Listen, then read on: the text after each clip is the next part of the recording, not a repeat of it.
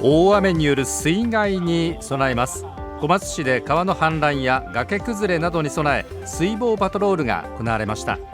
消防など11の関係機関が参加して行われたこのパトロール、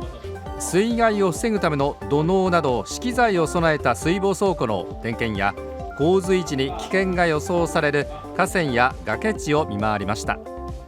去年6月に復旧工事が完了した鍋谷川の決壊箇所では漏水などの欠陥がないか改めて確認。雨による土砂災害の恐れが高い崖地では崩壊や亀裂、落石などがないか入念な点検が行われました。